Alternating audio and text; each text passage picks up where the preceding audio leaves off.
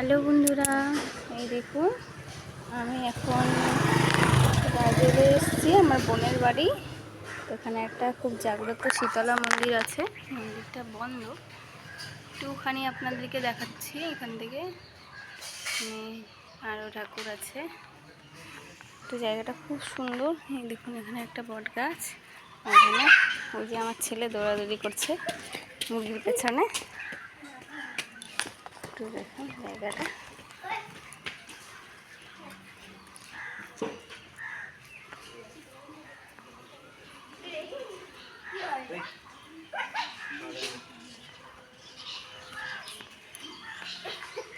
যেটা আমার বোন দেওয়ার বন্য, এই যে হয় না, একটু হাই করে দাও।